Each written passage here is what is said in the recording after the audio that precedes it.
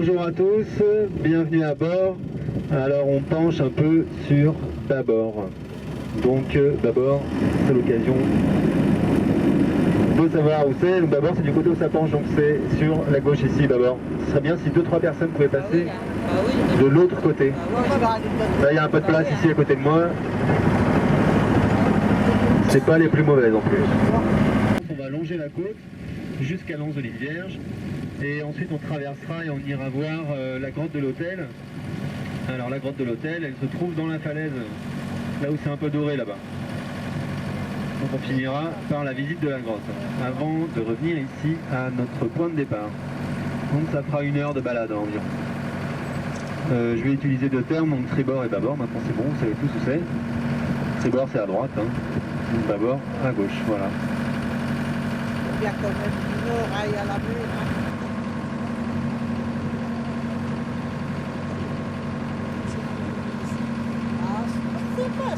Alors devant nous on a le port de plaisance de Morgat.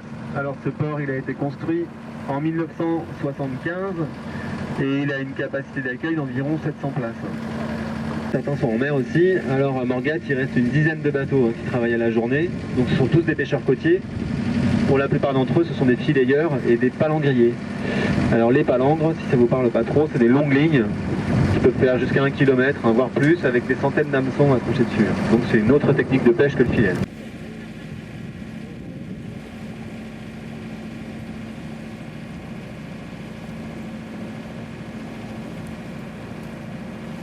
Alors ici sur bâbord, le dernier bateau qu'on voit ici, c'est pas un bateau de pêche, c'est le bateau du club de plongée. Donc il emmène tous les plongeurs dans la baie de Douarnenez.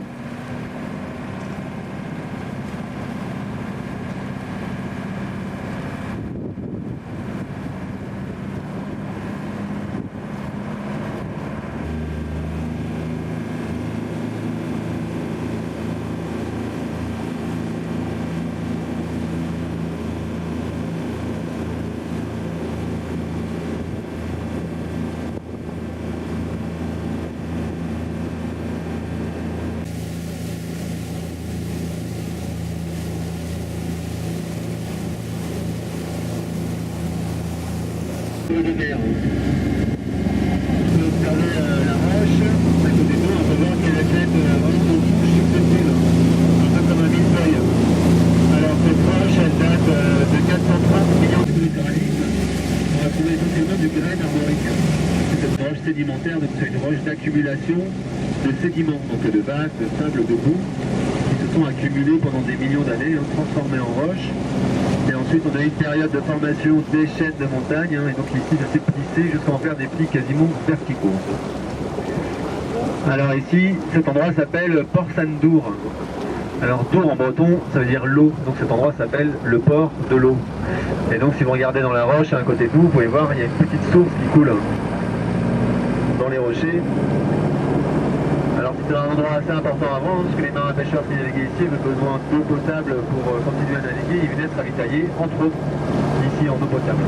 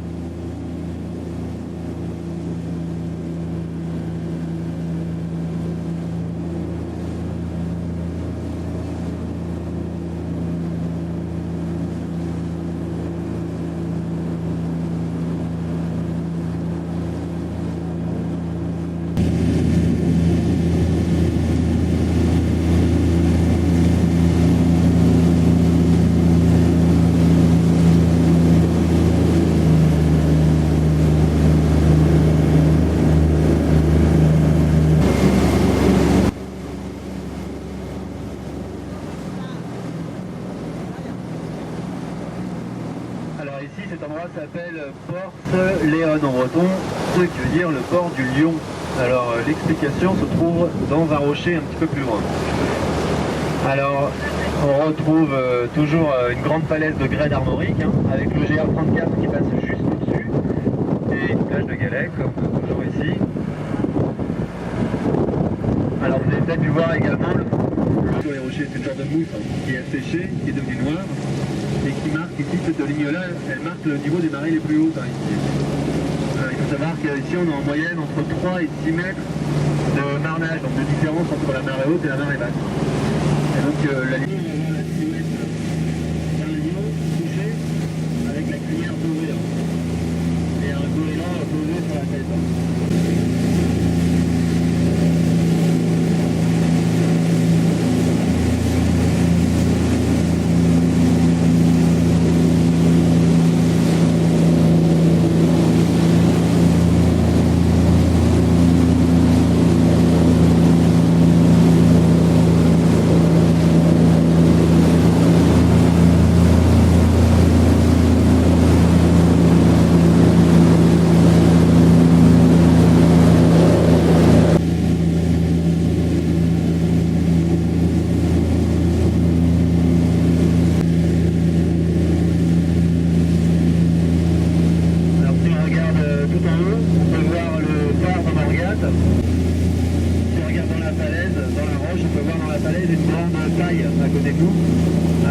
Ça s'appelle la cheminée du diable. Alors c'est une vraie cheminée qui fait 40 mètres de hauteur et qui débouche dans le bois un peu plus haut. On peut deviner la sortie de la cheminée en haut.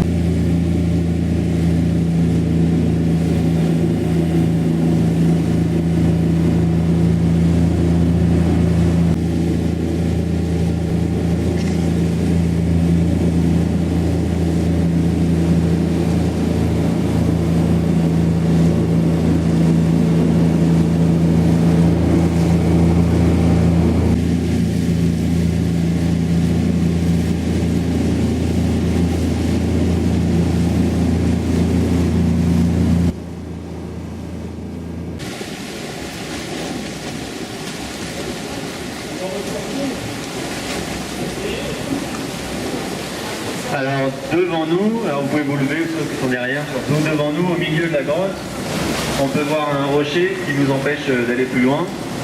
Alors ce rocher, si vous regardez bien la forme du haut du rocher, il a une forme d'autel. C'est ce qui a donné le nom à la grotte de l'autel. Alors il y a une petite légende qui raconte que ici, pendant la Révolution française, il y aurait eu un prêtre non assermenté qui célébrait des messes ici, en secret.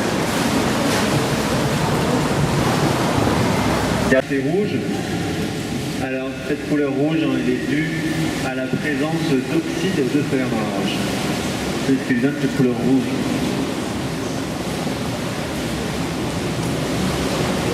Dans le projecteur, on peut voir là-bas dans la roche que ça brille un petit peu.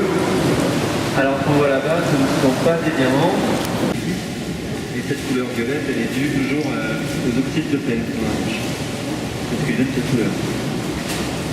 Qui niche à l'intérieur des grottes. Donc là où il y a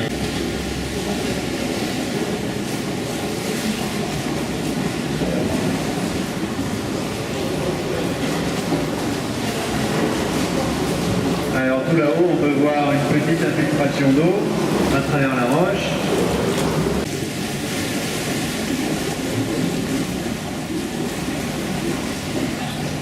Et on retrouve du quartz toujours dans la roche.